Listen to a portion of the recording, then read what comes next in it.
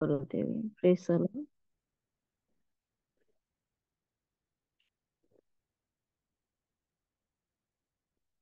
Praise lord. ପ୍ରେସର ପଡେ। ଆସୁଛି ମୋ ଆବାଜ। ପ୍ରଭୁଙ୍କ ନାମ ଧନ୍ୟ ହଉ। ପୁଣି ଥରେ ପ୍ରଭୁଙ୍କ ନିକଟବର୍ତ୍ତୀ ତାଙ୍କରି ପବିତ୍ର ନାମରେ ଆରାଧନା କରିବା ନିମନ୍ତେ ଏଇ ଦିନ ମାନଙ୍କରେ ଆମମାନଙ୍କୁ ସାହାଯ୍ୟ କଲେ। ପୁଣି ମୁଁ ପ୍ରତ୍ୟେକଙ୍କୁ ଧନ୍ୟବାଦ ଦେବା ସହିତ ହୋଷ୍ଟ ଆଜ୍ଞାକୁ ମଧ୍ୟ ବହୁତ ଧନ୍ୟବାଦ ଦଉଛି। ଆସନ୍ତୁ ପ୍ରଭୁଙ୍କର ନିକଟବର୍ତ୍ତୀ ହେ ତାଙ୍କରି ପବିତ୍ର ନାମରେ ପ୍ରାର୍ଥନା କରିବା ସହିତ ଆରାଧନା କରିବା ସହିତ ଆଉ ମୁଁ ଦୁଇ ଗୋଟି ବାକ୍ୟ ଅଧ୍ୟୟନ କରି ତାଙ୍କର ଆରାଧନା କରିବାକୁ ଚାହେଁ। ହାଲେଲୁୟା ହାଲେଲୁୟା ପ୍ରେଜ ଦ ଲର୍ଡ। ଆସନ୍ତୁ ଆମମାନେ ପାଠ କରିବା। ଯେତେବେଳେ ପ୍ରଭୁ ଯୀଶୁ ଖ୍ରୀଷ୍ଟ ସ୍ୱର୍ଗାରୋହଣ କଲେ ସେଇ ସମୟରେ ତାଙ୍କରି ଶିଷ୍ୟ ମାନେ ଯେତେବେଳେ ଉପଦେଶ ଦେଉ ଦେଉ ଆଉ ପିତର ତାଙ୍କରି ପବିତ୍ର ନାମରେ ଆଉ ଠିଆ ହେଇ ପ୍ରତ୍ୟେକଙ୍କୁ କହୁଛନ୍ତି ଯେ ତାହାଙ୍କ ଛଡା ଆଉ କାହାଠାରେ ପରିତ୍ରାଣ ନାହିଁ। କାରଣ ଯାହା ଦ୍ଵାରା ଆମମାନଙ୍କୁ ପରିତ୍ରାଣ ପାଇବାକୁ ହେବ ଆକାଶ ତଳେ ମନୁଷ୍ୟ ମାନଙ୍କ ମଧ୍ୟରେ ଆଉ କୌଣସି ନାମ ଦିଆଯାଏ ନାହିଁ। ସେତେବେଳେ ପ୍ରଭୁଙ୍କ ନାମ ଧନ୍ୟ ହଉ। ଏହି ସମୟରେ ତାଙ୍କରି ପବିତ୍ର ନାମରେ ପ୍ରାର୍ଥନା କରୁ କରୁ ଯେତେବେଳେ ଆମମାନଙ୍କ ପାପ ନିମନ୍ତେ ପ୍ରଭୁ ଯୀଶୁ ଖ୍ରୀଷ୍ଟ ପ୍ରକାଶିତ ହେଲେ ସେଇ ସମୟରେ ଯେ ସ୍ୱର୍ଗର ଦୂତ ଆଉ ମେଷପାଳକ ମାନଙ୍କୁ କହୁଛନ୍ତି କାରଣ ଆଜି ଦାଉଦଙ୍କ ନଗରରେ ତୁମ୍ଭ ମାନଙ୍କ ନିମନ୍ତେ ତ୍ରାଣକର୍ତ୍ତା ଜନ୍ମ ଗ୍ରହଣ କରିଛନ୍ତି ସେ ଖ୍ରୀଷ୍ଟ ପ୍ରଭୁ।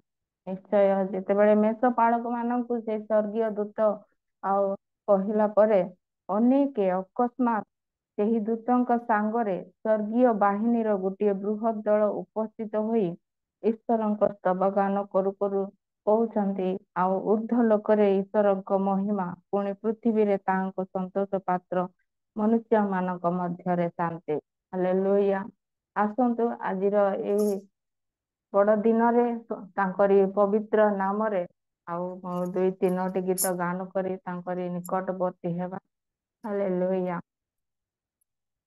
बेथलेहम की छोटी नगरिया चमकाती तारा रे, धरनी में आया इस मसीहा दूतों ने गाया रे।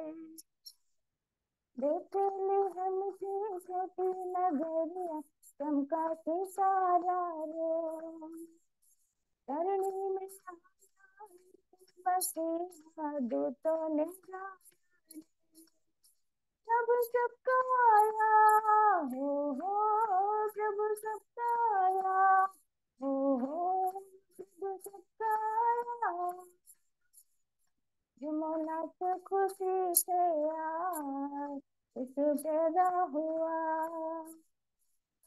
जुमोना से खुशी से आज इस पैदा हुआ, इस पैदा हुआ हो इस पैदा हुआ हो इस पैदा हुआ, जमुना से खुशी से आज इस पैदा हुआ।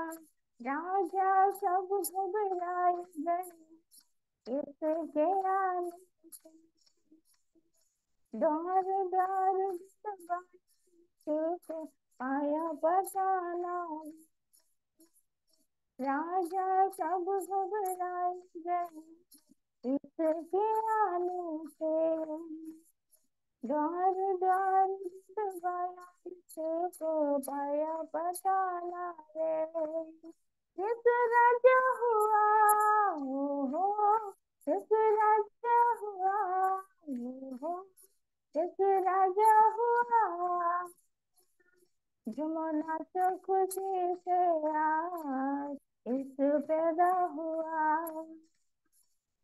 जमुना से खुशी से आज इस पैदा हुआ। Hallelujah hallelujah praise the lord. आसନ୍ତୁ ଆଉ ଗୋଟେ ଗୀତ ହିନ୍ଦୀ ଗୀତ ଗାନ କରି ପ୍ରଭୁଙ୍କ ନିକଟବର୍ତ୍ତୀ ହେବା ତାଙ୍କରି ପବିତ୍ର ନାମରେ। କାରଣ ପରମେଶ୍ୱର ଆମକୁ ଜଗତକୁ ଏତେ ପ୍ରେମ କଲେ ଯେ ତାଙ୍କରି ଅଦ୍ୱିତୀୟ ପୁତ୍ରଙ୍କୁ ଦାନ କଲେ। ଧନ୍ୟବାଦ ଦେବା ସହିତ ତାଙ୍କରି ନିକଟବର୍ତ୍ତୀ ହେଇ ତାଙ୍କରି ଆରାଧନା କରୁ କରୁ ତାଙ୍କରି ପବିତ୍ର ନାମରେ ଧନ୍ୟ ହଉ। हालेलुया। वो आया है अपने ही वादे की खातिर लिया जन्म उसने कुंवारी से आखिर, वो आया है अपने ही वादे के खातिर, लिया जन्म उसने कुंवारी से आखिर,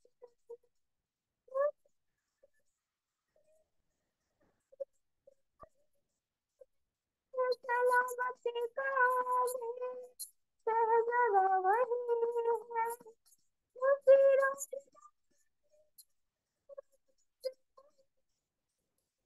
सलामती का भी शहज़ादा वही, जहाँ की खुशी का ठिकाना नहीं है, किसी दिल में गम का तराना नहीं है, खुदा की मोहब्बत से मामूर होकर, खुदा की मोहब्बत से मामूर होकर, मसीहा उतर आए नूर होकर, मसीहा उतर आए नूर होकर, खुदा की मोहब्बत से मामूर होकर, खुदा की मोहब्बत से मामूर होकर। ପ୍ରେଜ୍ ଦ ଲର୍ଡ ହାଲେଲୁୟା। ଆଜି ଆମମାନଙ୍କ ନିମନ୍ତେ ପ୍ରଭୁ ଯୀଶୁ ଖ୍ରୀଷ୍ଟ ଆଉ ପରମେଶ୍ୱର ଏତେ ଦୟା କରି ତାଙ୍କରି ପବିତ୍ର ନାମରେ ଆମମାନଙ୍କୁ ଆହ୍ୱାନ କରୁଛନ୍ତି, ତାଙ୍କରି ନିକଟବର୍ତ୍ତୀ ତାଙ୍କରି ସ୍ତୁତି ବନ୍ଦନା ପ୍ରଶଂସା ଗୌରବ କରିବା କାରଣ ଯେତେବେଳେ ସ୍ୱର୍ଗର ଦୂତ ଆଉ ମେଷପାଳକ ମାନଙ୍କୁ ଆଉ କହିଲେ ଯେ ତୁମମାନଙ୍କ ନିମନ୍ତେ ତ୍ରାଣକର୍ତ୍ତା ଜନ୍ମ ଗ୍ରହଣ କରିଛନ୍ତି, ସେହି ସମୟରେ ସ୍ୱର୍ଗୀୟ ବାହିନୀ ଦୂତଗଣ ଆସି ସେମାନଙ୍କ ଆରାଧନା କରୁ କରୁ ତାଙ୍କରି ନିକଟବର୍ତ୍ତୀ ହେଲେ। ଆସନ୍ତୁ ଆଉ ଗୋଟିଏ ଗୀତ ଗାନ କରି ତାଙ୍କରି ନିକଟବର୍ତ୍ତୀ ହେବା। Hallelujah hallelujah. ପ୍ରଭୁଙ୍କର ଶ୍ରୀଥା ମୋରି ଆତ୍ମାରେ ସର୍ବେ ଯିବା,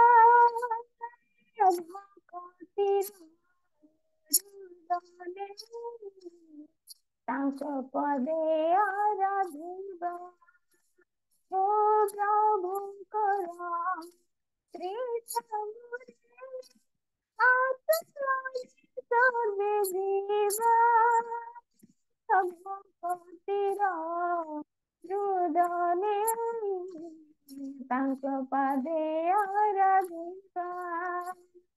এই আকাশ এই পৃথিবী তাଙ୍କ মহিমা গাଏ, এই পাহাড় এই ঝরଣା স্তুতি প্রশংসা করে, সরস্বতী সর্বজাতি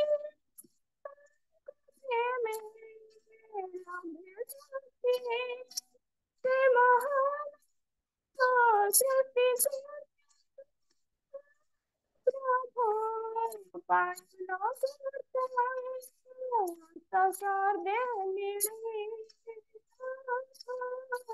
প্রেম দীপ জালি, আস স্বর্গে মিলি প্রেম দীপ জালি, କରିବା ତାଙ୍କ ବନ୍ଦନା ପୂଜା ଆରାଧନା, କରିବା ତାଙ୍କ ବନ୍ଦନା ପୂଜା ଆରାଧନା, ପ୍ରଭୁଙ୍କର ଶ୍ରୀଥା ମୋରେ ସର୍ବେ ଯିବା, ଭକ୍ତିର ହୃଦୟରେ ତାଙ୍କ ପଦେ ଆରାଧିବା, ତାଙ୍କ ପଦେ ଆରାଧିବା। ବିରାଜ ହେ ପ୍ରଭୁ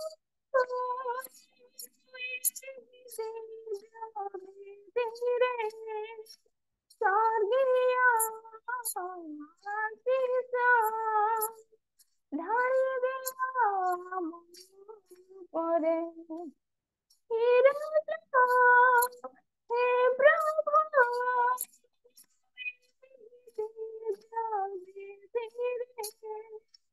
स्वर्गीय आशीष ढाଳି ଦିଅ ଆମ ପରେ ପ୍ରଭୁ ହେ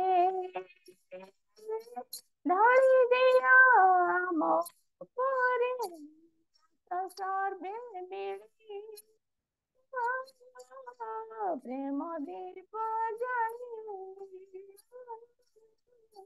ଆସ ସର୍ବେ ମିଳି ପ୍ରେମ ଦୀପ ଜାଳି କରିବା ତାଙ୍କ ବନ୍ଦନା ପୂଜା ଆରାଧନା କରିବା ତାଙ୍କ ବନ୍ଦନା ପୂଜା ଆରାଧନା ପ୍ରଭୁଙ୍କର ଶ୍ରୀଧାମରେ ଆସନେ ସର୍ବେ ଯିବା ଭକତିର ହୃଦୟ ତାଙ୍କ ପଦେ ଆରାଧିବା। ପ୍ରଭୁଙ୍କ ନାମ ଧନ୍ୟ ହଉ, ପ୍ରଶଂସା ହଉ, ଗୌରବ ହଉ ଆମମାନଙ୍କ ପାପ ନିମନ୍ତେ, ଆମମାନଙ୍କ ନିମନ୍ତେ, ଆମମାନଙ୍କୁ ତାଙ୍କରି ରାଜ୍ୟରେ ପ୍ରସ୍ତୁତ କରିବା ନିମନ୍ତେ, ତାଙ୍କରି ନିକଟବର୍ତ୍ତୀ ହେଇ ତାଙ୍କ ଯେଉଁ ସ୍ଥାନରେ ଅଛନ୍ତି ସେ ସ୍ଥାନକୁ ଆମମାନଙ୍କୁ ନେବା ନିମନ୍ତେ ଏ ଅନୁଗ୍ରହ ଦିନରେ ଆମକୁ ପ୍ରତ୍ୟେକଙ୍କୁ ଯେ ପବିତ୍ର ଆତ୍ମାରେ ଆମମାନଙ୍କୁ ପ୍ରଭୁ ଯୀଶୁ ଖ୍ରୀଷ୍ଟ ଆମମାନଙ୍କୁ ଅଭିଷିକ୍ତ କରିଛନ୍ତି। Hallelujah, hallelujah. ଆଜିର ଦିନରେ ଏଇ ପ୍ରାତଃ ସମୟରେ ପ୍ରଭୁ ଏଇ ସମୟ ସୁନ୍ଦର ସୁଯୋଗ ପାଇନାହାନ୍ତି, ତଥାପି ଆଜି ଆମମାନଙ୍କୁ ଏଇ ଅନୁଗ୍ରହ ଦିନରେ ପ୍ରଭୁ ଆମକୁ ସାହାଯ୍ୟ କଲେ, ତାଙ୍କରି ନିକଟବର୍ତ୍ତୀ ହେବା ନିମନ୍ତେ ତାଙ୍କରି କୃଷ୍ଣ ପ୍ରେମ ଦ୍ଵାରା ଆମମାନଙ୍କୁ ଆକର୍ଷଣ କରିଛନ୍ତି। ଆଉ ଆଜିର ଏଇ ବଡ ଦିନରେ ଆମେ ନିଜ ନିଜ ହୃଦୟକୁ ସଜାଡି ଆମେ ପ୍ରତ୍ୟେକ ତାଙ୍କରି ପବିତ୍ର ନାମରେ ପ୍ରଶଂସା କରିବା, ଗୌରବ କରିବା। Hallelujah, hallelujah, hallelujah. ଏ ବଡ ଦିନ କୁହ କାହିଁ ସଜବାଜ, ଏ ବଡ ଦିନ କୁହ କାହିଁ ସଜବାଜ, ଶରୀରକୁ ତୁହି ଏତେ ସଜାଡୁଛ, ଏଥିପାଇଁ ଖାଲି ତମେ ବ୍ୟସ୍ତ, ଶରୀରକୁ ଛାଡ଼ି ତୁମ ଅନ୍ତରକୁ ପ୍ରଭୁ ଠାରେ ସମର୍ପି ଦିଅ। ଏ ବଡ ଦିନର କୁହ କାହିଁ ସଜବାଜ, ଏ ବଡ ଦିନର ଖ୍ରୀଷ୍ଟିୟାନ କୁହ କାହିଁ ସଜବାଜ, ପ୍ରଭୁ ଚାହୁ ନାହାନ୍ତି କେବେ ସଜବାଜ ଏକ ଶରୀର, ପ୍ରଭୁ ଚାହାନ୍ତି କେବଳ ହେ ଅନୁତାପେ ଥିବା ଅନ୍ତର, ପ୍ରଭୁ ଚାହୁ ନାହାନ୍ତି କେବେ ସଜବାଜ ଏକ ଶରୀର, ପ୍ରଭୁ ଚାହୁ ନାହାନ୍ତି କେବଳ ହେ ଅନୁତାପେ ଥିବା ଅନ୍ତର, ତୋର ନୂଆ ବସ୍ତ୍ର ପ୍ରଭୁ ଦେଖିବେନି, ଏଥିପାଇଁ କାହିଁକି ତମେ ବ୍ୟସ୍ତ, ତୁ ସୁନ୍ଦର ମୁଖ ପ୍ରଭୁ ଦେଖିବେନି, ଏଥି ଯୋଗୁ ତମେ କାହିଁ ବ୍ୟସ୍ତ, ଏ ବଡ ଦିନ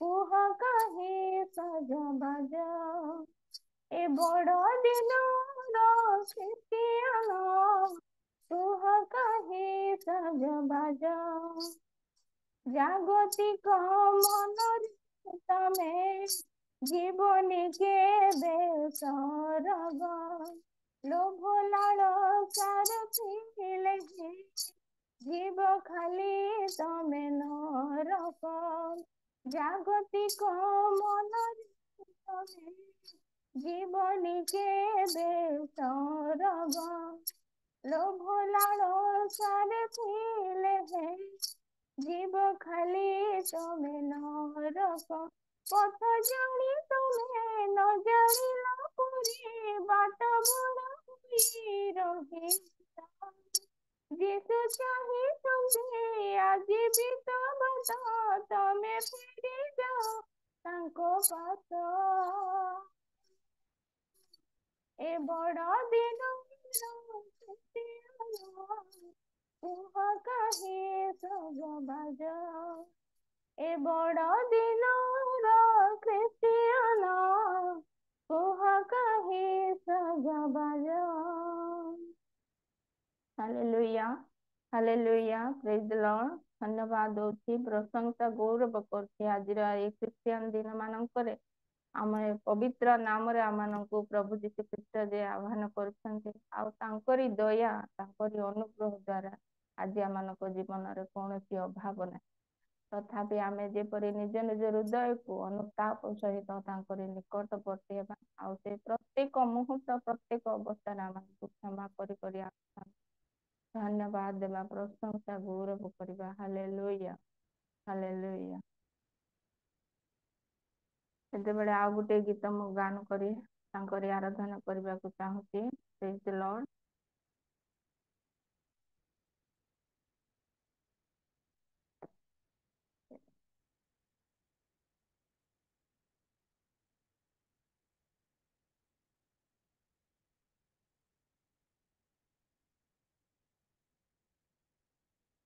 हालेलुया हालेलुया प्रभुଙ୍କ नाम धन्य हो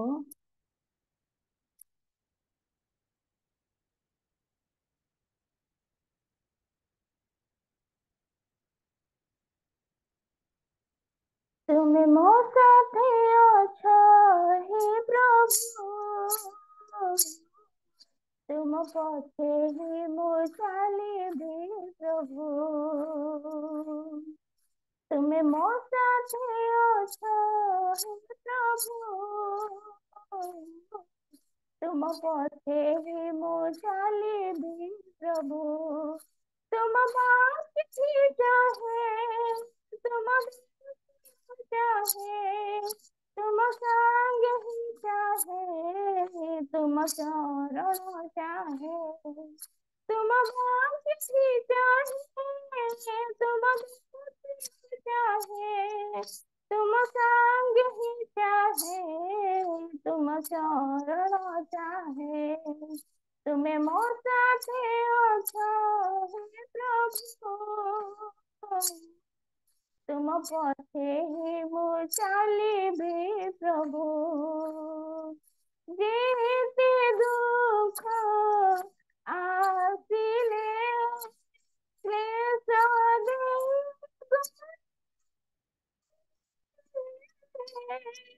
जेते कष्ट क्षति पाए जीवने तुम बात चाहे तुम चाहे तुम संग ही चाहे तुम चरण चाहे तुम बात ही चाहे तुम दर्शन चाहे तुम संग ही चाहे तुम चरण चाहे तुम्हें ମୋ साथे ଅଛ हे प्रभु तुम पछे ही ମୁଁ ଚାଲିବି प्रभु तुम्हें ମୋ साथे ଅଛ हे प्रभु तुम पछे ही ମୁଁ ଚାଲିବି प्रभु तुम भाई प्रभु जगते असाध्य କିଛି करो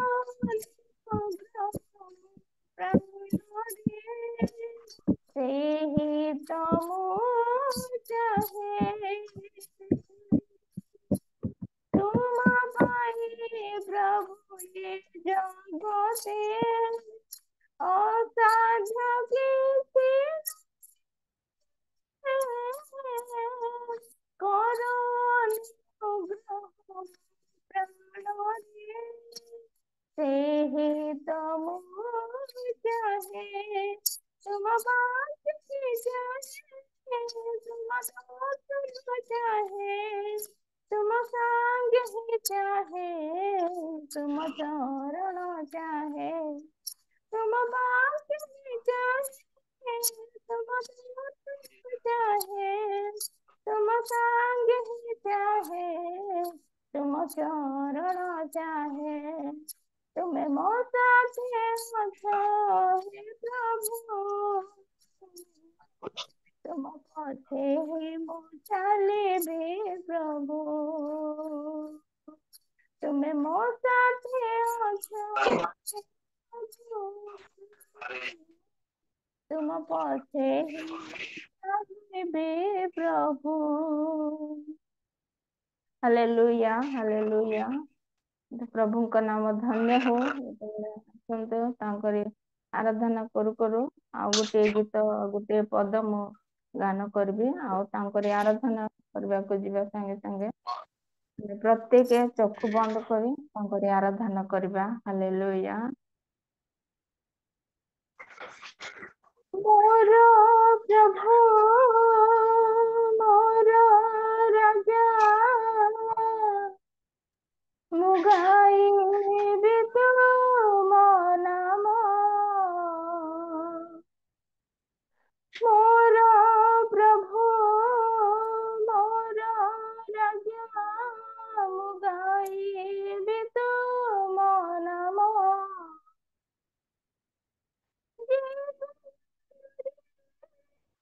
ସବୁବେଳେ ଜୀବନରେ ସବୁବେଳେ ମୁଁ ଗାଇବି ତୁମ ନାମ ମୋର ପ୍ରଭୁ ମୋର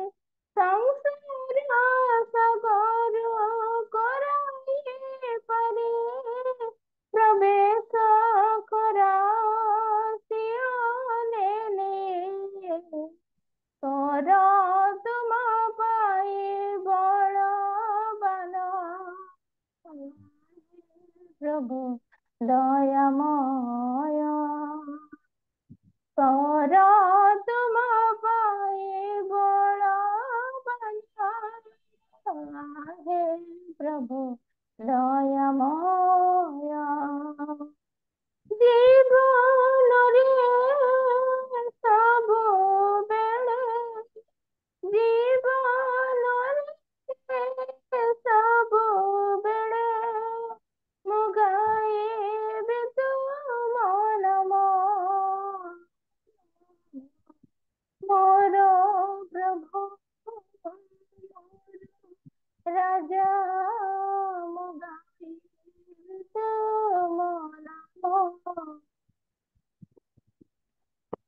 प्रभु धन्यवाद धन्यवाद धन्यवाद धन्यवाद स्तुति वंदना प्रशंसा आराधना पाइबा एकमात्र धन्यवाद सदा प्रभु परमेश्वर प्रभु तुम्हारी पवित्र नाम रे गौरव हो स्तुति हो प्रशंसा हो प्रभु तुम्हारी निकटवर्ती हेबा निमंते तुम्हारी पवित्र नाम रे हमनकु योग्य कल तुम्हारी प्रेम द्वारा आकर्षण कल प्रभु दिन पर दिन मास पर मास वर्ष पर वर्ष बंचा आनी प्रभु एतबेले दिन मानकर प्रभु तुम्हें जे वर्षर शेष मास पर्यंत आमनकु पढ़ाई आनिल तुम्हारी पवित्र नाम रे गौरव दउछि प्रशंसा गौरव करछि बापा तुम्हारी पवित्र नाम रे रियल मिनिस्ट्री ऑफ इंडिया निमंते प्रार्थना करछि प्रभु आमे जेते प्रभु व्यक्तिगत भाव रे तुम्हारी निकटवर्ती हे प्रभु एही जो माध्यम रे तुम्हारी स्तुति वंदना आराधना करू करू प्रभु प्रत्येक दिन प्रत्येक समय रे तुमको स्वीकार करू करू तुम्हारी चरण तळକୁ ଆସିଅଛୁ प्रभु तुम्हारी दया अनुग्रह तुम्हारी आशीर्वाद तुम्हारी पवित्र आत्मा रे जे आमनक जीवन रे आवश्यकता रही प्रभु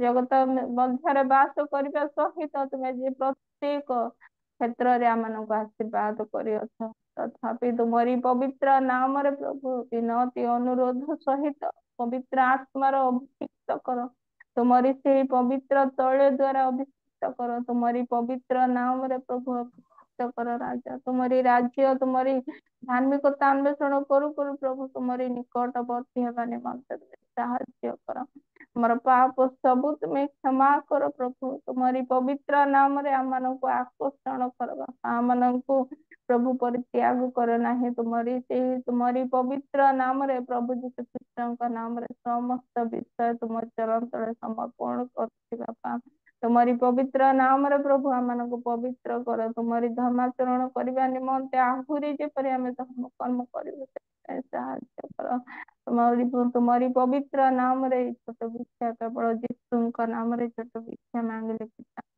आमेन आमेन।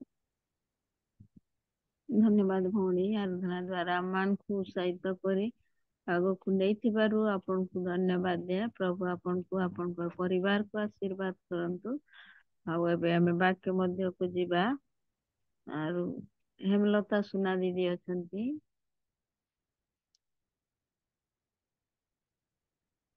हेमलता सुना दीदी हेलो हेलो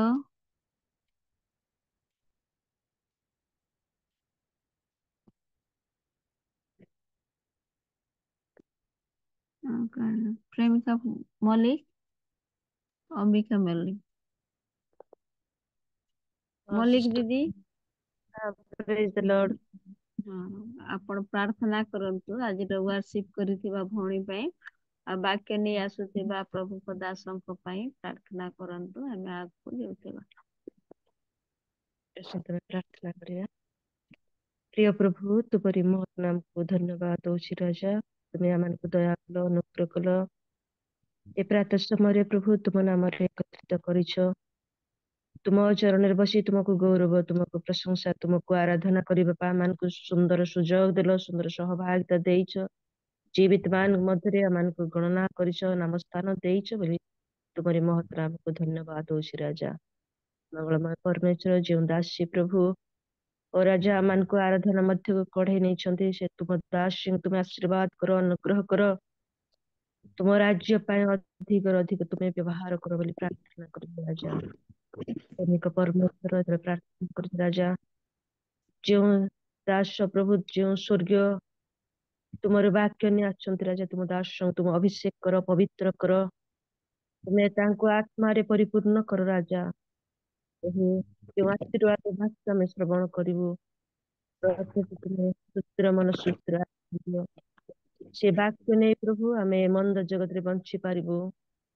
ପ୍ରତ୍ୟେକଙ୍କୁ ତୁମେ ଅନୁଗ୍ରହ କର, ଦୟା କର। ଉପସ୍ଥିତ ପ୍ରତ୍ୟେକଙ୍କୁ ତୁମେ ଆଶୀର୍ବାଦ ଅନୁଗ୍ରହ କର। ଆଜି ଯେଉଁ ଦାସୀ ପ୍ରଭୁ ଲିଡିଂ କରୁଛି, ତୁମ ଦାସୀଙ୍କୁ ମଧ୍ୟ ତୁମ ଆଶୀର୍ବାଦ ଅନୁଗ୍ରହ କର। ବିଶେଷ ପ୍ରଭୁ ତୁମ ଦାସୀଙ୍କୁ ଲିଡିଂ କରୁଥିବା ଦାସୀଙ୍କୁ, ଆରାଧନା କରୁଥିବା ଭଉଣୀଙ୍କୁ, ତୁମ ଦାସଙ୍କୁ ପ୍ରଭୁ ବାକ୍ୟ ଘେନି ଆସିଥିବା ତୁମ ଦାସଙ୍କୁ ମଧ୍ୟ ତୁମ ଆଶୀର୍ବାଦ ଅନୁଗ୍ରହ କର। ସମସ୍ତ ପ୍ରାର୍ଥନା ବିନତି ଆମ ପ୍ରତ୍ୟେକଙ୍କୁ ତୁମ ହସ୍ତରେ ଦେଇ ପ୍ରେମୟ ପ୍ରଭୁ ଯୀଶୁଙ୍କ ନାମରେ ପ୍ରାର୍ଥନା କରୁଛି। ଆମେନ୍। ଧନ୍ୟବାଦ ଭଉଣୀ। ଧନ୍ୟବାଦ ଭଉଣୀ। ପ୍ରଭୁ ଆପଣଙ୍କୁ ଆଶୀର୍ବାଦ କରନ୍ତୁ। ଆସୁ ଆମେ ବହୁମୂଲ୍ୟ ସମୟ ମଧ୍ୟକୁ ପହଞ୍ଚି ଯାଇଛୁ। ଆଉ ଆମ ମଧ୍ୟରେ ରେଭରେଣ୍ଡ ରାଜେଶ ପ୍ରଧାନ ଆଜ୍ଞା ଅଛନ୍ତି ପୁରୀରୁ। ଆଉ ସେ ଆମମାନଙ୍କ ପାଇଁ ଯେଉଁ ଆତ୍ମିକ ଆହାର ଆଣିଅଛନ୍ତି ତାହା ଆମମାନଙ୍କ ମଧ୍ୟରେ ବଣ୍ଟନ କରୁଥିବେ। ଆମେ ତାଙ୍କୁ କରତାଳ ଦେଇ ସ୍ୱାଗତ କରୁଥିବା। ଆଜ୍ଞା ପ୍ରେଜ ଦ ଲର୍ଡ, ନମସ୍କାର। ପ୍ରେଜ ଦ ଲର୍ଡ। ସମସ୍ତଙ୍କୁ ପ୍ରେଜ ଦ ଲର୍ଡ ଜଣାଏ ଆଉ ପ୍ରଭୁଙ୍କୁ ମୁଁ ଧନ୍ୟବାଦ ଦିଏ। ପ୍ରଭୁ ଆଜି এই ସୁନ୍ଦର ଅବକାଶ ସମୟରେ ଆମମାନଙ୍କୁ ଏକତ୍ର କଲେ। ଆଉ ଗୋଟେ ଆନନ୍ଦର ଦିନ, ଆନନ୍ଦର ମାସ ଅଟେ ପ୍ରତ୍ୟେକଙ୍କ ପାଇଁ, ଗୌରବଜନକ ଅଟେ।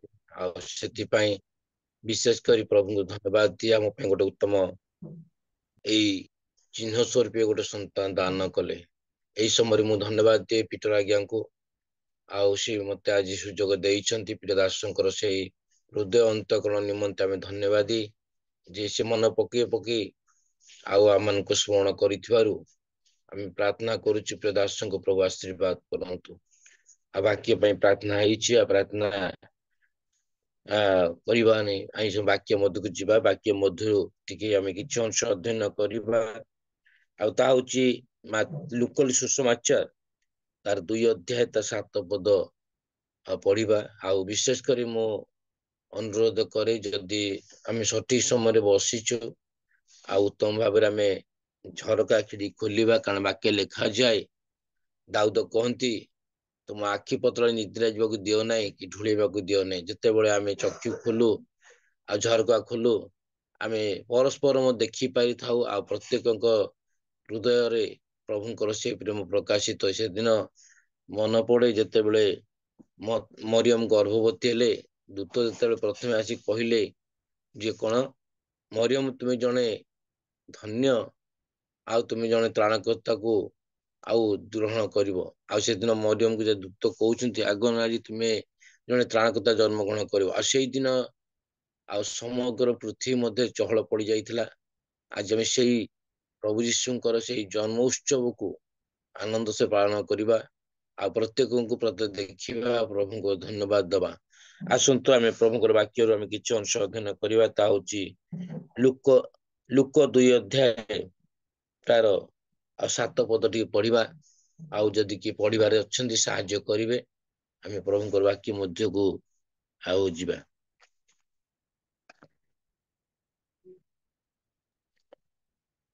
ପୁଣି ସେ ଆପଣା ପ୍ରଥମଜାତ ପୁତ୍ର ପ୍ରସବ କଲେ ଏବଂ ତାହାଙ୍କୁ ଲୁଗାରେ ଗୁଡାଇ ଗୁହାଳ କୁଣ୍ଡରେ ଶୁଆଇଲେ, କାରଣ ବସା ଘରେ ସେମାନଙ୍କ ପାଇଁ ସ୍ଥାନ ନଥିଲା। ଧନ୍ୟବାଦ ଆଜ୍ଞା, ପଢିବାରେ ସାହାଯ୍ୟ କଲେ। ଏଠି ସେ କହୁଛନ୍ତି, ପୁଣି ସେ ଆପଣ ପ୍ରଥମ ଜାତ ପୁତ୍ର ପ୍ରସବ କଲେ। ଆଉ ଏଠି ଆମେ ଦେଖୁଛୁ ଯେତେବେଳେ ମରିୟମ ଗର୍ଭବତୀ ହଉଛନ୍ତି, ତା ପୂର୍ବରୁ ଆମେ ଦେଖୁଛୁ ଯୋସେଫଙ୍କ ସହିତ ମରିୟମଙ୍କର ବାଗଦାନ ହେଇଛି, ନିର୍ବନ୍ଧ କାର୍ଯ୍ୟ ହେଇଛି। ଆଉ ସେମାନେ ପରସ୍ପର ଭିନ୍ନତା ରହିଛି। ଆଉ ସେଥିରେ ସେ ଦୂତଙ୍କୁ କହୁଛନ୍ତି, କଣ କହୁଛନ୍ତି, ଯେ ତୁମେ ଜଣେ ତ୍ରାଣକର୍ତ୍ତା ଜନ୍ମଗ୍ରହଣ କରିବ। ଆଉ ମରିୟମ ମନେ ମନେ ଭୟରେ ଆତଙ୍କିତ, ଯଦି ସମ୍ଭବ ହୁଏ ଏ ସତ ହେଇପାରେ, ତାହେଲେ ଯୋସେଫ ମତେ କଣ କରି ପରିତ୍ୟାଗ କରିପାରନ୍ତି। ବେଳେ ବେଳେ ଆମେ ଭାବୁଛୁ, ଚିନ୍ତା କରୁଛୁ ଯେ ଏତେ ସୁନ୍ଦର ସମଗ୍ର ପୃଥିବୀ ମଧ୍ୟରେ ଅନେକ ସ୍ତ୍ରୀ ଲୋକମାନେ ଥିଲେ, ମରିୟମ କାହିଁ ପ୍ରଭୁ ବାଛିଲେ? ଆଉ ବାଛିଲେ ଏଥିପାଇଁକା ଯେ ସେ ଜଣେ ଆଉ ଭଲ ହୃଦୟନ୍ତ କଣ ବ୍ୟକ୍ତି ଥିଲେ, ଯାହା ଫଳରେ ପ୍ରଭୁ ତାଙ୍କୁ ବାଛିଲେ। ଆଉ ସେଦିନ ମରିୟମଙ୍କ ମନୋଭାବ ଦେଖି ଆଉ ସିଏ କଣ କଲେ, ଯୋସେଫ ପାଖକୁ ଯାଇ କହୁଛନ୍ତି, ଯୋସେଫ ତୁମେ ଭୟ କର ନାହିଁ, ମରିୟମ ତ୍ରାଣକର୍ତ୍ତା ଜନ୍ମ ଗ୍ରହଣ କରୁଅଛି। ଆଉ ଯେମିତି ଦେଖୁଛୁ ସେ କହୁଛନ୍ତି କଣ କହୁଛନ୍ତି ତାଙ୍କର ବର୍ଷାଘର ନଥିଲା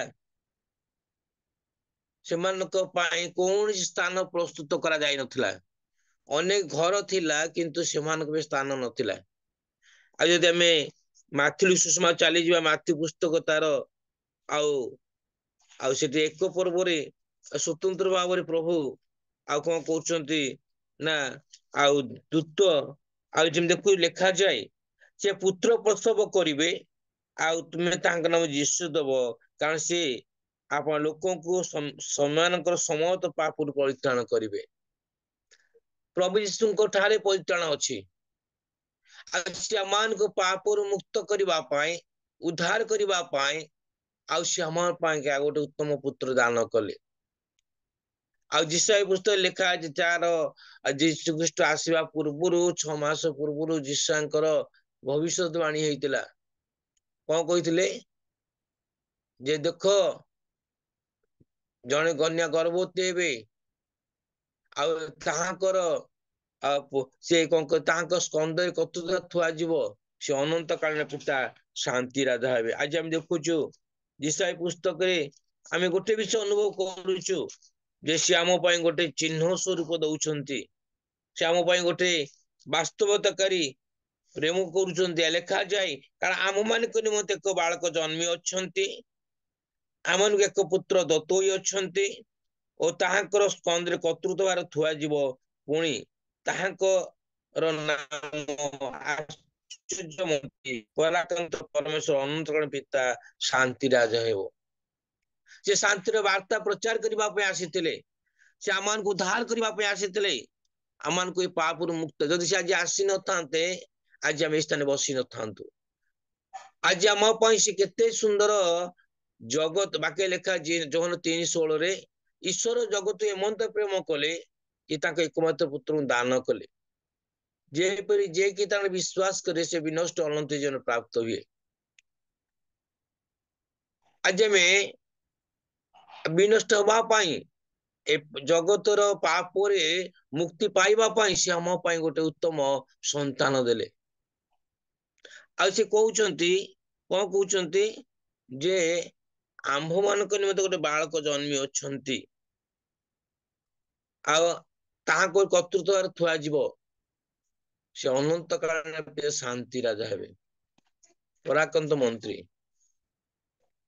ଆମେ ଡିସେମ୍ବର 25 ଯୀଶୁଙ୍କ ଜନ୍ମ ହେଇନଥିଲେ ଆଉ ସିଏ ଶୀତକାଳରେ ଯେନ୍ ଜନ୍ମ ହେଇଥିଲେ ସେଥିପାଇଁକା ଡିସେମ୍ବର ମାସ 25 ତାରିଖ ଏଥିପାଇଁ ଦିଆଯାଇଥିଲା ଯେ ଡିସେମ୍ବର 25 ଦିନ ବଢୁଛି ବୋଲି ଲୋକ ଆକଳନ କରି ଦେଇଥିଲେ କାଳେ ହେଇପାରେ ଏଇ ଦିନ ହେଇଥିବେ ବୋଲି କିନ୍ତୁ ଆଜି ଆମେ ଦେଖୁଛୁ ସମଗ୍ର ପ୍ରତ୍ୟେକ ସ୍ଥାନରେ ଏଠି ଦେଖୁ ଯୋହନଙ୍କ ମା ଏଲିଜାବେଥ ଆସି କହୁଛନ୍ତି ମରିୟମକୁ ଗର୍ଭସ୍ଥଳୀ ହସ୍ତ କହୁଛନ୍ତି ଯେ ମରିୟମ ତୁମେ ଜଣେ ଧନ୍ୟ ଯେ ତୁମେ ଜଣେ ତ୍ରାଣକ ଜନ୍ମ ଗ୍ରହଣ କରୁଅଛ କାରଣ ମୋ ନେତ୍ର ଦେଖୁଅଛି ପ୍ରେଜ୍ ଦ ଲର୍ଡ ହାଲେଲୁୟା ଆମମାନଙ୍କ ପରମେଶ୍ୱରଙ୍କର କେତେ ଯୋଜନା ସେ ସ୍ଥିର କରି ଆମ ପାଇଁ ଗୋଟେ ପୁତ୍ର ଦେଲେ ତାଙ୍କ ବିନା କେହି ପରିତ୍ରାଣ ପାଏ ନାହିଁ ଆଉ ସେ ଆମମାନଙ୍କ ପ୍ରତି ତାଙ୍କର ଚୂଡାନ୍ତ ପ୍ରେମ ପ୍ରକାଶ କଲେ ଆଉ ସେ ଆମମାନଙ୍କ ପାଇଁ ଗୋଟେ ଚିହ୍ନ ସ୍ୱରୂପ ଦେଲେ ଯୋଉ ଚିହ୍ନ କି ଆଜି ଆମେ ପ୍ରଭୁଙ୍କର ସେଇ ଉପସ୍ଥିତି ଦେଖୁଅଛୁ ଆଜି ଆମେ ପ୍ରଭୁଙ୍କୁ ଧନ୍ୟବାଦ ଦଉ ଯୋଉ ପ୍ରଭୁ କି ଆଜି ଆମ ପାଇଁ ଗୋଟେ ପୁତ୍ର ଦାନ କରିଛି ବାକ୍ୟ ଲେଖାଯାଏ ଯୌନ ପୁସ୍ତକ ଲେଖା ଅଛି ପ୍ରଥମ ପିତା ଲେଖାଯାଏ ତାର 4-8 ପଦରେ କଣ ଲେଖା ଅଛି ପ୍ରେମ ବହୁଳ ପାପକୁ ଆଚ୍ଛାଦନ କରେ ଆଉ ପ୍ରେମ ଈଶ୍ୱର ଏଇ ଜଗତ ପ୍ରେମ କରିବା ପରେ ସେ ଆମମାନଙ୍କୁ ସମସ୍ତ ପାପରୁ ସେ ମୁକ୍ତ କରିଅଛନ୍ତି ସେ ଆମକୁ ଉଦ୍ଧାର କରିଅଛନ୍ତି ଆମକୁ ସେ ପରିତ୍ରାଣ ଦେଇ ଅଛନ୍ତି ସେଥିପାଇଁ ଆମେ ତାଙ୍କୁ ପରିତ୍ରାଣ ରୂପେ ଗ୍ରହଣ କରୁଅଛୁ ଜଣେ ବ୍ୟକ୍ତି ଡୁବନ ହେଲେ ପରିତ୍ରାଣ ପାଏ ନାହିଁ ପାପ କ୍ଷମା ଅନନ୍ତ ଜୀବନ ଯଦି ମନର ନୂତନୀକରଣ ଆମେ ମନକୁ ଯଦି ପରିତ୍ରାଣ ଦେଇଅଛୁ ମନକୁ ପରିବର୍ତ୍ତନ କରିଅଛୁ ତାହେଲେ ଆମେ ଲେଖାଯାଏ ମାତୃ ସେ ଗୋଟେ କଥା କହୁଛନ୍ତି ଆଉ ସେ କହୁଛନ୍ତି ଯେ ଆମକୁ ସମସ୍ତ ପାପରୁ ସେ ପରିତ୍ରାଣ କରିବେ ସେ ଆମକୁ ଉଦ୍ଧାର କରିବେ ସେ ଆମକୁ ରକ୍ଷା କରିବେ। ଆଉ ଯୋଉମାନେ ପାପରୁ ମନ ପଡିବ ସେଦିନ ଗୋଟେ ଜିନିଷ ମନେ ପଡେ ଲୁକୋଲି ସୁଷମାଚାର ତାର ଆଉ ସେଇ 19 ପର୍ବରେ ଯକ୍ଷ ଡିମ୍ବିରି ଗଛରେ ଚଢିଲା ଯୀଶୁଙ୍କୁ ଦେଖିବା ପାଇଁ। ଏତେ ଜନତାଙ୍କ ସମ୍ମୁଖରେ ଏତେ ଲୋକ ଥିଲେ କି ତାହାଙ୍କ ନିକଟକୁ ଆସିଲେ ଆଉ କହିଲେ ଯକ୍ଷ ଆଜି ମୁଁ ତୁମ ଘରକୁ ଯିବି। ଆଉ ସେଦିନ ମଧ୍ୟ ବି ଦୂତ ଯାଇକି ପର୍ଟିକୁଲାର କହୁଛନ୍ତି ମରିୟମକୁ ଯେ ମରିୟମ ତୁମେ ଜଣେ ତ୍ରାଣକର୍ତ୍ତାକୁ ଜନ୍ମଗ୍ରହଣ କରିବେ। ଲେଖାଯାଏ ସେ ପାପରୁ ତାର ମାତୃ 1:21 ଲେଖାଯାଏ ସେ ପୁତ୍ର ପ୍ରସବ କରିବେ ଆଉ ତୁମେ ତାହାଙ୍କ ନାମ ଯୀଶୁ ଦବ କାରଣ ସେ ଆପଣା ଲୋକଙ୍କୁ ସେମାନେ ସମସ୍ତ ପାପରୁ ପରିତ୍ରାଣ କରିବେ। ପ୍ରତ୍ୟେକ ପାପରୁ ସେ ମୁକ୍ତି କରିବା ପାଇଁ ପରମେଶ୍ୱର ଅଟନ୍ତି। ତାଙ୍କ ବିନା କେହି ପରିତ୍ରାଣ ଦେଇପାରେ ନାହିଁ।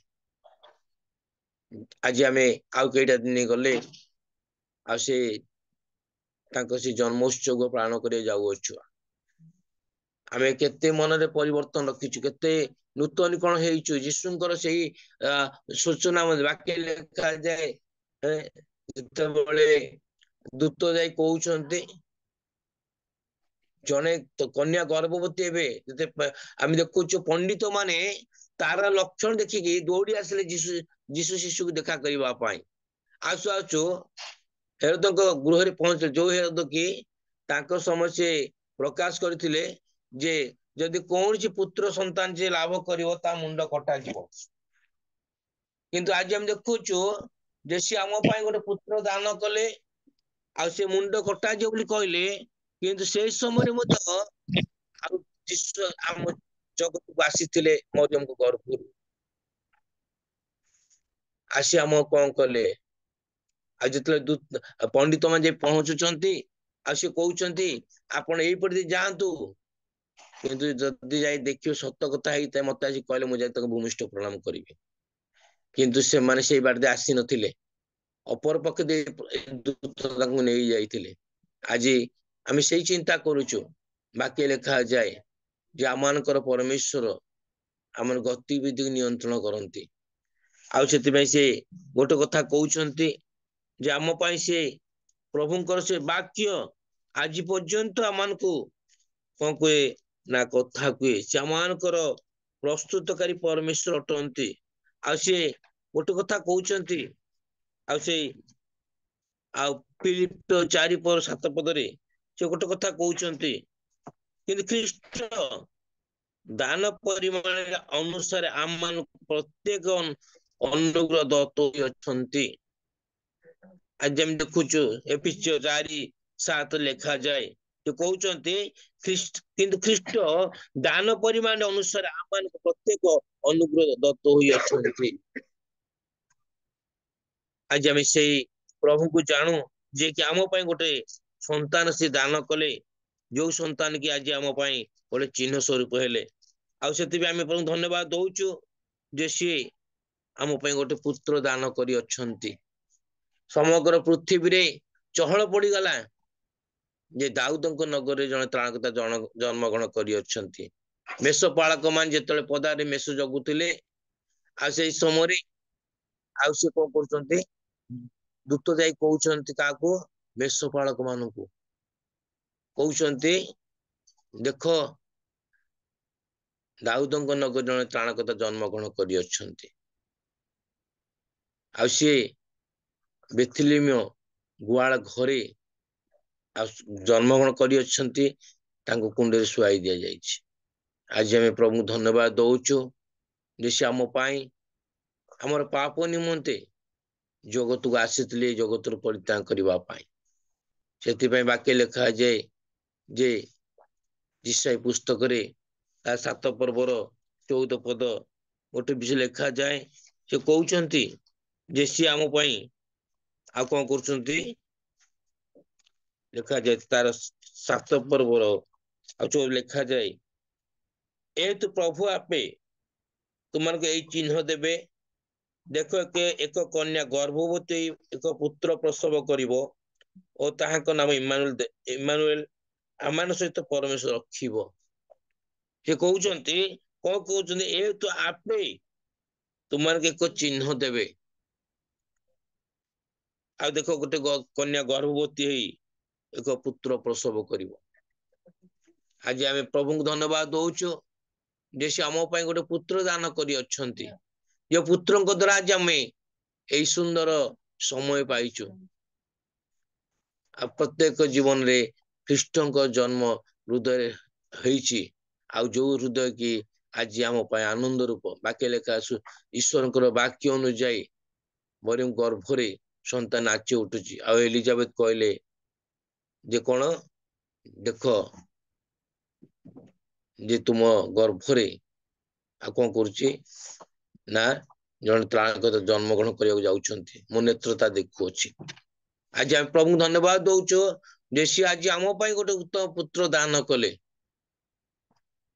ବାକି ଲେଖାଯାଏ ପ୍ରଥମ ପିତ 4:10 ଲେଖାଯାଏ ଆମେ ତାଙ୍କୁ ପ୍ରେମ କଲୁ ତା ନୁହଁ, ସିଏ ଆମକୁ ପ୍ରେମ କଲେ ଆମର ପାପରୁ କ୍ଷମା କରିବା ପାଇଁ, ଆମ ପାଇଁ ଉଦ୍ଧାର କରିବା ପାଇଁ ଆମକୁ ଏକମାତ୍ର ଦାନ କଲେ। ଆଜି ଆମେ ସେଇ ପୁସ୍ତକଟି ସଦାବେଳେ ମନେ ପଡେ। ଆଉ ସିଏ ଆମ ପାଇଁ ସେଇ ପୁସ୍ତକ ଦେଇ ଆମମାନଙ୍କୁ କଣ କରୁଛନ୍ତି କଥା କୁହନ୍ତି। ସେ ଆମମାନଙ୍କୁ ପ୍ରସ୍ତୁତକାରୀ ପରମେଶ୍ୱର। ଆଉ ସିଏ ଆମ ପାଇଁ ତାଙ୍କର ଯୋଜନା ମୁତାବିକ କାର୍ଯ୍ୟ କରୁଛନ୍ତି। ଆଉ ସିଏ କହୁଛନ୍ତି ଯେ ଆମ ପ୍ରଭୁ ଏକମାତ୍ର ପରମେଶ୍ୱର, ସେ ଆମମାନଙ୍କ ପ୍ରତି ତାଙ୍କର ଚୂଡାନ୍ତ ପ୍ରେମ ପ୍ରକାଶ ପାଇଅଛି। ଆଉ ଆମେ ଆଜି ପର୍ଯ୍ୟନ୍ତ ସେ ପ୍ରେମରେ ରହିଅଛୁ। ଯୋଉ ଖ୍ରୀଷ୍ଟଙ୍କ ଯୋଉ ପ୍ରେମ ଥିଲା ସେ ପ୍ରେମରେ ଆଜି ଆମେ ବଞ୍ଚି ଅଛୁ। ଯୋଉ ପ୍ରେମ କିଛି ଆଜି ଆମକୁ 2000 ବର୍ଷ ପୂର୍ବେ ଏ ଜଗତର ପାପୀ ମାନଙ୍କ କୁ ପ୍ରେମ କରି ସେମାନଙ୍କ ପାଇଁ ଗୋଟେ ଉତ୍ତମ ପ୍ରେମ କଣ କରେ ଆମମାନଙ୍କୁ ପରିପ୍ରକାଶ କରିଅଛନ୍ତି। ଲେଖାଯାଏ ତାର ପ୍ରଥମ ଜୋହନ ଆଉ ସେ 4 ପର୍ବ ତାର 10 ପଦରେ ଆମେ ମାନେ ଯେ ପ୍ରେମ କଲୁ ତାହା ନୁହେଁ, ମାତ୍ର ସେ ଆମମାନଙ୍କୁ ପ୍ରେମ କଲେ।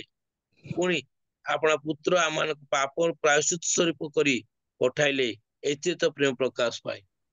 ପ୍ରଥମ ଜୋହନ 4 ପର୍ବ ତା 10 ପଦ ଲେଖାଯାଏ। ଆଉ ଯେ ଆମ ପାଇଁ ଆମେ ତାଙ୍କୁ ପ୍ରେମ କଲୁ ତା ନୁହଁ, ସିଏ ଆମକୁ ପ୍ରେମ କଲେ। ଆଉ ତାଙ୍କ ଯୋଜନା ମଧ୍ୟରେ ସେ ଆମମାନଙ୍କୁ ଗୋଟେ ସନ୍ତାନ ଦାନ କରିଅଛନ୍ତି। ସେଥିପାଇଁ ଆମେ ସେଇ ଗୌରବ କରୁଅଛୁ, ପ୍ରଶଂସା କରୁଅଛୁ। ଆଜି ପ୍ରଭୁଙ୍କ ନାମ ଧନ୍ୟବାଦ ହଉ, ପ୍ରଭୁଙ୍କ ନାମ ଗୌରବ ହଉ ଯେ ସେ ଆମ ପାଇଁ ଏକମାତ୍ର ପୁତ୍ର ଦାନ କରି ଦାଉଦ କହିଲେ ସଦାପୁଜେ ମଙ୍ଗଳମୟ ଆସ୍ୱାଦନ କି ଦେଖ। ସେ ଆମ ପାଇଁ ଗୋଟେ ମଙ୍ଗଳ ର ବାର୍ତ୍ତା ନେଇ ଜଗତକୁ ଆସିଥିଲେ। ଆଉ ସେ ମଙ୍ଗଳ ବାର୍ତ୍ତା ଆଜି ଆମେ ପାଳନ କରୁଅଛୁ। ଆମେ ଆଜି ଏଇ ଦିନକୁ ଆମେ ସ୍ମରଣ କରୁଅଛୁ। ଯୋଉ ପ୍ରଭୁ କି ଆଜି ଆମ ପାଇଁ ଗୋଟେ ପୁତ୍ର ଦାନ କଲେ। ଆମ ପାଇଁ ସମସ୍ତ ପାପରୁ ଉଦ୍ଧାର କରିବା ପାଇଁ, ପାପରୁ ମୁକ୍ତ କରିବା ପାଇଁ ଏ ଜଗତକୁ ଓହ୍ଲେଇ ଆସିଲେ। ଗୋଟେ ପ୍ରଭୁଙ୍କ ଜନ୍ମଦିନ ଖାଇବା ପିଇବା ପିନ୍ଧିବା ଏତେ ଗୁରୁତ୍ୱପୂର୍ଣ୍ଣ ନୁହେଁ। ଆଉ ସବୁଠୁ ବଡ ବିଷୟ ହଉଛି କଣ ଯେ ଆମେ ତାଙ୍କୁ ହୃଦୟରେ କେତେ ଆମ ହୃଦୟରେ କେତେ ଜନ୍ମିଛନ୍ତି। ଆମେ କେତେ ସୁନ୍ଦର ଭାବରେ ସେ ହୃଦୟରେ ପ୍ରଭୁଙ୍କର ସେ ଜନ୍ମ ଉତ୍ସବକୁ ପାଳନ କରିଅଛୁ। ନା ନାଇଁ ଏଇ ଜାଗତିକ ଭାବରେ ଆମେ ଆଜି ଖାଇବା ପିଇବା ଡେକୋରେସନ ସମସ୍ତ ପିନ୍ଧା ପିନ୍ଧି ଆମେ ହଜି ଯାଇଛୁ। ଯେତେବେଳେ ଯୀଶୁଙ୍କର ଜନ୍ମ ହେଇଥିଲା ଆଉ ତାଙ୍କ ପାଇଁ କୌଣସି ବାସଘର ନଥିଲା। ଆଉ ସେ ନିଷ୍କଳଙ୍କ ନିଷ୍କପଟମୟ ଗୃହରେ ଜନ୍ମ ଗ୍ରହଣ କଲେ। ଆଉ ସେ ହଉଛି ଗୁହାଳ ଘର। ଆଜିକାଲି ଗୋଟେ ସ୍ତ୍ରୀ ଲୋକ ଡେଲିଭରି ହେଲେ ତାକୁ ଗୋଟେ ଭଲ ଯଦି ନର୍ସିଂ ନହେଲା ସେ ଡେଲିଭରି ହଉନାହିଁ। ବେଳେ ବେଳେ ଭଲ ଚିକିତ୍ସା ନହେଲେ ସେ ଡାକ୍ତରଖାନା ଯାଉନାହାନ୍ତି। କିନ୍ତୁ ପ୍ରଭୁଙ୍କର କେତେ ଯୋଜନା, ଈଶ୍ୱରଙ୍କ କେତେ ଯୋଜନା ଯେ ସିଏ ଏପରି ଭାବରେ ଆମ ସମଗ୍ର ପୃଥିବୀ ପାଇଁ ମାନବ ଜାତି ନିମନ୍ତେ ଆଉ ସେ ଜଗତକୁ ଓହ୍ଲେଇ ଆସିଲେ। ଆଉ ଆମମାନଙ୍କୁ ଏଇ ଜଗତର ପାପରୁ ମୁକ୍ତ କରିବା ପାଇଁ। ବାକ୍ୟ ଲେଖେ ପ୍ରଥମ 4 ପର୍ବ 8 ପଦରେ 12 ଲେଖାଯାଏ କଣ ଲେଖାଅଛି ପ୍ରେମ ବହୁଳ ପାପକୁ ଆଚ୍ଛାଦନ କରେ। ଆଜି କୋଉ ଭଳି ପ୍ରେମରେ ଆମେ ଅନ୍ୟମାନଙ୍କୁ ପ୍ରେମ କରିଅଛୁ। ଆମେ କାହାର ବିଚାର କରୁନାହୁଁ ତ। ସେ କାହାର ବିଚାର କରିବା ପାଇଁ ଜଗତକୁ ଆସିନଥିଲେ। ସମଗ୍ର ପୃଥିବୀ ଯେପରି ପରିତ୍ରାଣ ପ୍ରାପ୍ତ ହୁଏ। ପ୍ରତ୍ୟେକ ଯେବେ ଈଶ୍ୱରଙ୍କର ପରିଚୟ ପାଆନ୍ତି। ସେଠି ଆମେ ଦେଖୁଛୁ ଯୌନ ପୁସ୍ତକ ଲେଖାଯାଏ। ଆଉ ତାର ଲୁକ 19 ଲେଖାଯାଏ। କଣ ଲେଖୁଛନ୍ତି? ଯକ୍ଷ ସେ ଯୀଶୁଙ୍କୁ ଦେଖା କରିବା ପାଇଁ ବିମ୍ବିଡ଼ି ଗଛ ଚଢିଥିଲେ। ତାଙ୍କ ହୃଦୟରେ ଯୀଶୁଙ୍କ ପ୍ରତି ବହୁତ ବ୍ୟାକୁଳତା ଥିଲା। ଆଉ ସେଦିନ ସେ ଆସି କଣ କରୁଛନ୍ତି ନା ଯେତେ ଦେଖୁଛନ୍ତି ଆଉ ସେ ନିଜକୁ ପରିତ୍ରାଣ ରୂପେ ଆଉ ଗ୍ରହଣ କରିବା ପ୍ରସ୍ତୁତକାରୀ ଭାବରେ ପବିତ୍ର ତାଙ୍କ ହୃଦୟରେ କାର୍ଯ୍ୟ କରୁଛନ୍ତି। ଆଉ ସେଦିନ ସେ କଣ କରୁଛି ଯେ ଯୀଶୁ ଯାଇକି କହୁଛନ୍ତି ହେ ତାକୁ ଯକ୍ଷ ଆଜି ମୁଁ ତୁମ ଘରକୁ ଯିବି। ଅନେକ ଲୋକମାନେ ବଚସା କରିବା ଆରମ୍ଭ କଲେ। ପ୍ରସ୍ତୁତକାରୀ ଭାବରେ ଯକ୍ଷକୁ ପ୍ରଭୁ ପ୍ରସ୍ତୁତ କରିଥିଲେ। ଆଜି ଯେମିତି ମରିୟମକୁ ପ୍ରସ୍ତୁତ କଲେ ଯକ୍ଷକୁ ପ୍ରସ୍ତୁତ କରିଥିଲେ। ଆଉ ଯକ୍ଷ କହୁଛି ପ୍ରଭୁ ଯେ ଆପଣ ଜଣେ ମୋ ଘରେ ପାଦ ମୁଁ ଯୋଗ୍ୟ ମନେ କରୁଛି। ଆଉ ଏଠି ଆମେ ଦେଖୁଛୁ ସେ ତାର ନିଜର କଣ କଲା ନିଜକୁ ସେ ପ୍ରଭୁଙ୍କ ନିକଟରେ ସମର୍ପଣ କରୁଛି, ପ୍ରଭୁଙ୍କ ନିକଟରେ ପ୍ରସ୍ତୁତ କରୁଛି। ଆଉ ସେ କଣ କରୁଛି ଲୋକମାନେ ବଚସା କରି ଆରମ୍ଭ କଲେ ଦେଖ ସେ ଜଣେ ପାପୀ ଲୋକ ରହିବାକୁ ଗଲାଣି, ସେ ଜଣେ ଅଧାର୍ମିକ ନରଘାତକ ଆଉ ବ୍ୟଭିଚାରୀ ଆଉ ତା ଘରେ ଯୀଶୁ ଯାଇକି ରହୁଛନ୍ତି। କିନ୍ତୁ ଦିନ ଆସିଲା ସେଇଦିନ ଯକ୍ଷ ସେ କଣ କଲା ଯେ ପ୍ରଭୁଙ୍କୁ କହିଲା ପ୍ରଭୁ ମୁଁ ଯାହା ଯାହା ଆଣିଛି ତାହା ଫେରେଇଦେବି, ଯାହା ଜାଣିଛି ଚାରିଗୁଣ ଫେରେଇଦେବି। ଆଉ ଯୀଶୁ କହିଲେ ଆଜି ତୁମ ଘରେ ପରିତ୍ରାଣ ଉପସ୍ଥିତ। ଆଜି ଆମେ ଦେଖୁଛୁ ସେଇ ମାଥ୍ୟୁ 1:21 ଲେଖାଯାଏ ଯେ ସେ ପୁତ୍ର ପ୍ରସବ କରିବେ ଆଉ ତୁମେ ତାହାଙ୍କ ନାମ ଯୀଶୁ ଦେବ, କାରଣ ସେ ଆପଣା ଲୋକଙ୍କୁ ସେମାନେ ସମସ୍ତ ପାପରୁ ପରିତ୍ରାଣ କରିବେ। ସେ ପରିତ୍ରାଣ କରି ମନର ପରିତ୍ରାଣ। ସେଦିନ ଆମେ ଦେଖୁଛୁ ଆଉ ଯଦି ଫିଲିପ ପୁସ୍ତକ ଚାଲିଯିବା, ଫିଲିପ ପୁସ୍ତକ ଲେଖାଯାଏ ସେ ଫିଲିପଙ୍କୁ ପ୍ରଭୁ ଗୋଟେ ବିଷୟ କହୁଛନ୍ତି, କଣ କହୁଛନ୍ତି ତୁମେ ଯାଅ ଆଉ ନପୁଂସକ ରଥ ଧର, କାରଣ ସିଏ ଆମକୁ ଖୋଜୁଅଛି। ଆଉ ସିଏ ଯାଇ ଆଉ କଣ ନପୁଂସକକୁ ସେଇଠି ଆଉ ଈଶ୍ୱରଙ୍କ ବାର୍ତ୍ତା ଦଉଛି। ଆଉ ସେଇ ସ୍ଥାନରେ ସିଏ ପରିତ୍ରାଣ ପାଉଛି। ଆଜି ଆମେ କୋଉ ଭଳି ପରିତ୍ରାଣ ପାଇଅଛୁ? ଜଗତର ପରିତ୍ରାଣ ଆଉ ପାପରୁ ମୁକ୍ତ କରିବା ପାଇଁ ଏଇ ଜଗତ ଧରାପୃଷ୍ଠକୁ ପ୍ରଭୁ ଆସିଥିଲେ। ସେଦିନ ବାକ୍ୟ ଲେଖାଯାଏ ପ୍ରେରିତ ପୁସ୍ତକରେ ଅନେକ ବିଷୟ ଲେଖା ଅଛି। ପିତରଙ୍କ ଦ୍ଵାରା ପ୍ରଭୁ ଯେତେବେଳେ ଆହ୍ୱାନ କଲେ ସେମାନେ ଏକା ସାଙ୍ଗରେ 120 ଜଣ ପରିତ୍ରାଣ ପ୍ରାପ୍ତ ହେଲେ। ଆଉ ସେମାନେ ଉଦ୍ଧାର ପାଇଲେ, କାରଣ ସେମାନେ ଯୀଶୁଙ୍କୁ ହୃଦୟରେ ସ୍ଥାନ ଦେଇଥିଲେ। ଆଜି ଆମେ କିଭଳି ପରିତ୍ରାଣ ପ୍ରାପ୍ତ ହୋଇଅଛୁ? ବେଳେ ବେଳେ ଆମମାନଙ୍କ ଶିକ୍ଷା ଚେତନାମୂଳକ ପରାମର୍ଶ ଆମ ଜୀବନକୁ ପରିବର୍ତ୍ତନ କରିଛି କି? ଆମେ ପ୍ରଭୁଙ୍କୁ ଫେରିଛୁ କି? ଆମ ଜୀବନରେ ଆଉ ସେଇ ଖାଇବା ପିଇବା ପିନ୍ଧିବା ଆଉ ସେଇ ଜଗତ ହଜି ଯାଇନାହିଁ ତ? ସେଥିପାଇଁ ଆମେ ଆଜି ମନେ ରଖିବା, ଆମେ ପ୍ରତିଜ୍ଞାମୂଳକ ବାକ୍ୟ ନେଇ ଚାଲିବା ଯେ ଆମ ପାଇଁ ଜଣେ ବ୍ୟକ୍ତି ପରିତ୍ରାଣ ଦିଅନ୍ତି, ସେ ପ୍ରଭୁ ଯୀଶୁ। ଆଉ ସେ ଅନେକ ବିଷୟ ଲେଖୁଛି ପିତରଙ୍କ ଦ୍ଵାରା 120ରୁ 300 ଲୋକମାନେ ଏକା ସାଙ୍ଗରେ ପରିତ୍ରାଣ ପ୍ରାପ୍ତ ହେଲେ, ପ୍ରଭୁଙ୍କ ଫେରିଲେ। ଆଜି ଗୋଟିଏ ବିଷୟ ହଉଛି କଣ, ଗୋଟେ ପ୍ରଚାରକ ଗୋଟେ ପ୍ରଚାରିକା ପ୍ରଭୁଙ୍କର ବାର୍ତ୍ତା ନେଇ ଗଲେ ଲୋକ ଶୁଣିବା ପାଇଁ ପ୍ରସ୍ତୁତ ନୁହନ୍ତି, କାରଣ ସେମାନେ କାନ ଅଛି ସେମାନେ ଶୁଣନ୍ତି। ବାକ୍ୟ ଲେଖାଯାଏ ରୋମୀୟ 8 ପର୍ବରେ ଲେଖା ଅଛି 11 ପଦରେ ସେମାନଙ୍କୁ ଜଡତା ଆତ୍ମା ଦିଆଯାଇଛି। ସେମାନେ ଦେଖିବେ ନାହିଁ, ଶୁଣିବେ ନାହିଁ। ଆମେ ସେ ପଦ ଟିକେ ପଢିବା, ରୋମିଓ ତାର ଆଉ 8 ପର୍ବର 11 ପଦ।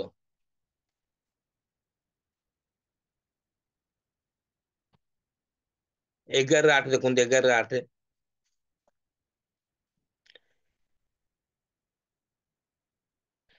ତେବେ ଲେଖା ଅଛି ଈଶ୍ୱର ଆଜି ପର୍ଯ୍ୟନ୍ତ ସେମାନଙ୍କୁ ଜଡତାର ଆତ୍ମା ଦେଇ ଅଛନ୍ତି, ଏପରି ଚକ୍ଷୁ ଦେଇ ଅଛନ୍ତି ଯେପରି ସେମାନେ ଦେଖିବେ ନାହିଁ, ଆଉ ଏପରି କର୍ଣ୍ଣ ଅଛି ଯେବେ ସେମାନେ ଶୁଣିବେ ନାହିଁ। ଆଉ ତାର 9 ପଦ ଲେଖାଯାଏ ଯେପରି ସେମାନେ ଦେଖି ନ ପାରନ୍ତି, ଏଥିପାଇଁ ସେମାନେ ଚକ୍ଷୁ ଅନ୍ଧ ହୋଇ ହେଉ, ଆଉ ତୁମେ ମାନେ ସେମାନଙ୍କୁ ପୁଷ୍ପତା ସର୍ବଦା କବଜ କରି ରଖ। ଆମେ ଦେଖୁଛୁ ଯେ ଆଜି ପ୍ରଭୁଙ୍କର ବାକ୍ୟ ଏପରି ଲେଖା ଅଛି, କବଚ ରଖ ବୋଲି ଲେଖା ଅଛି। ଆଉ ସେମାନେ କର୍ଣ୍ଣ ଅଛି, ସେ ଶୁଣନ୍ତି ନାହିଁ, ଦେଖନ୍ତି ନାହିଁ। ସେଦିନ ମଧ୍ୟ ବି ଅନେକ ଲୋକମାନେ ସେ ଜାଗାରେ ଥିଲେ, ଯେତେବେଳେ ଯୀଶୁ ଜନ୍ମଗ୍ରହଣ କରୁଛନ୍ତି ଅନେକ ଲୋକ ସେ ସ୍ଥାନରେ ଥିଲେ, କିନ୍ତୁ ପ୍ରଭୁ ଅନେକଙ୍କ ମଧ୍ୟରୁ ମରିୟମକୁ ପ୍ରଭୁ ବାଛିଲେ, ମନୋନୀତ କଲେ। ପ୍ରଭୁ ଜାଣିଲେ ଆଉ ଇଏ ହିଁ ଆ ଗର୍ଭରେ ଆମ ପୁତ୍ରଙ୍କୁ ଦବା। ଆଉ ତା ଦ୍ୱାରା ସେ ସମଗ୍ର ପୃଥିବୀ ଜାଣିଲା ଯେ ପ୍ରଭୁ ଯୀଶୁ ଏ ଜଗତ ମଧ୍ୟ ଆସୁଛନ୍ତି। ସମଗ୍ର ପୃଥିବୀ ଚହଳ ପଡିଗଲା। ଦେଖ, ଦାଉଦଙ୍କ ନଗରରେ ବେତଲିମ୍ ଗୁହାଳ ଘରେ ଜଣେ କନ୍ୟା ଗର୍ଭବତୀ ପୁତ୍ର ପ୍ରସବ କରିଛନ୍ତି, ଆଉ ତାଙ୍କ ନାମ ଯୀଶୁ ଅଟେ। ଆଜି ଆମେ ସେଇ ପ୍ରଭୁ ଯୀଶୁଙ୍କୁ ଦେଖିଛୁ, ଜାଣିଛୁ ତା ନୁହଁ, ଆମ ହୃଦୟରେ ପ୍ରଭୁ ଜନ୍ମିଛନ୍ତି କି? ଆମ ହୃଦୟ ମଧ୍ୟରେ ପ୍ରଭୁଙ୍କୁ ସେ ସ୍ଥାନ ଦେଇଛୁ କି? ନା ଆମେ ସେଇ ଆ ଜଗତ ମଧ୍ୟରେ ଖାଲି ଖାଇବା ପିଇବା ପିନ୍ଧିବା ରହିଯାଇଛୁ। ଆଉ ଯୋଉମାନେ ପ୍ରଭୁଙ୍କୁ ନିଜ ହୃଦୟରେ ସ୍ଥାନ ଦିଅନ୍ତି ପରିତ୍ରାଣ ପ୍ରାପ୍ତ ହୁଅନ୍ତି। ସେଥିପାଇଁ ବାକ୍ୟ ଲେଖାଯାଏ, ପରିତ୍ରାଣ ଅନେକ ବିଷୟ ଲେଖା ଅଛି। କର୍ଣ୍ଣଲ୍ୟଙ୍କ ଜୀବନର ଗୋଟେ ଅନୁଭୂତି, ସେମାନେ ସପରିବାର ଈଶ୍ୱରଙ୍କୁ ଜାଣିଲେ, ପ୍ରତ୍ୟେକ ତାଙ୍କ ପରିବାର ସପରିବାର ପରିତ୍ରାଣ ପ୍ରାପ୍ତ ହେଲେ। ଆଜି ମଧ୍ୟ ବି ଆମ ଭିତରେ ଅନେକ ଲୋକ ଅଛନ୍ତି ଯୋଉମାନେ କି ପ୍ରଭୁଙ୍କୁ ଭୟ କରିବାରୁ ସେମାନେ ପରିତ୍ରାଣ ପ୍ରାପ୍ତ ଅଟନ୍ତି।